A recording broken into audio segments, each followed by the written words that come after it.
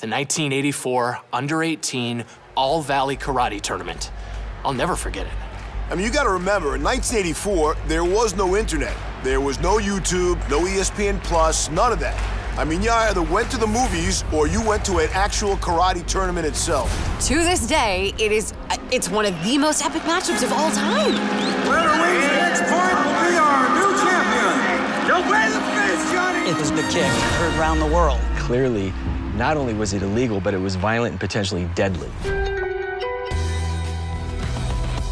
The '84 tournament was definitely one of the most memorable ones because everybody at the time, we all knew Johnny was the best. It was, it was like, Mike Tyson in boxing, Johnny Lawrence in local karate. Well, let's put it this way. When you hear 1984, you're thinking about Daniel LaRusso versus Johnny Lawrence. It's a global event. The tournament was this epic battle where this kid who no one really knew who he was, unknown fighter, had no real affiliation. You have Johnny on one side with Cobra Kai. And this new kid comes in from New Jersey. This, dark horse, Daniel LaRusso, enters this tournament and just kind of took the whole thing by storm. I heard he didn't even have a belt at the time, that he stole a belt from a referee. Belt or no belt, for a second there, it looked like Daniel wasn't even going to fight in that final match. All right, ladies and gentlemen. This is the moment we've been waiting for. The president. Daniel LaRusso is going to fight? Daniel LaRusso is going to fight! LaRusso had been hurt in the semis, and under Rule 31-2, clearly he only had 15 minutes to recover, or else he was going to have to forfeit in the finals. And we all know 15 minutes, that is not a lot of time. From what I've heard, and I can't be sure of this, but I was told LaRusso's coach did some kind of Okinawan healing rub on his leg thing. Nancy Kerrigan really could have used that in '94. Going into the finals, no one really thought Daniel had a shot. I mean, Johnny was a two-time returning champ. If you watch Daniel's early fights, he was all defense. 2-2. Get him a body bag! Yeah! Get him a body bag? What are we doing? It didn't feel like Southern California in that gym on that day. Felt more like the Roman Coliseum or something like that. Sweep the leg. Sometimes I lie awake at night and I ask myself that. Should Johnny have swept the leg? Of course, sweeping the leg is a very legal move. It was dirty. I don't blame Johnny. That's not on him. He was a kid. That's all on John Kreese as far as I'm concerned. There's no such thing as bad student, only bad teacher, as taught by the great Mr. Miyagi. And in this case, Johnny was bullied by his mentor and karate sensei, John Kreese. You have a problem with that? No, Sensei. No mercy. Mercy is for the weak. I needed to present that what karate is a discipline that will bring you confidence because you're not merciful.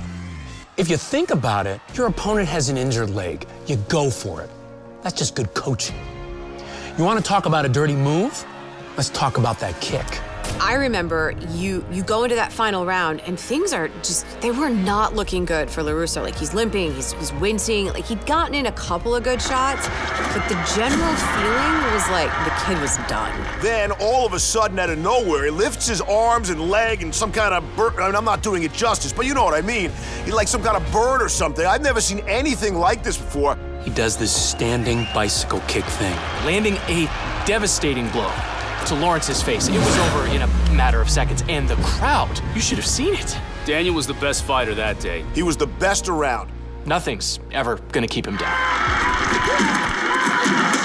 Yeah, I give props to Daniel LaRusso. He fought a tough match, came back from a medical knockout. You gotta remember, this is over a decade before Kerry Strug at the '96 games. It's unclear if it's even a legitimate victory. The kick to the head, there's debates out there. Was it legal?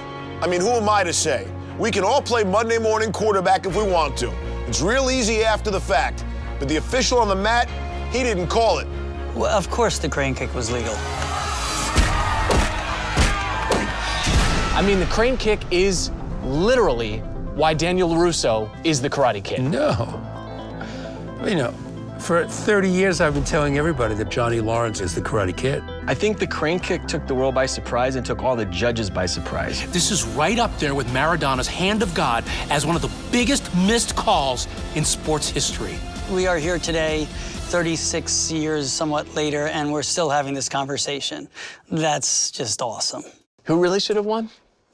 That debate rages on. In 1984, Daniel won, and I think he gets the glory. Johnny Lawrence was robbed. I think we'd all wonder and love to know, what if these guys fought again? What would that even be like? What would it look like? Finish him! Something tells me we're gonna get that answer sooner rather than later. You want to finish this?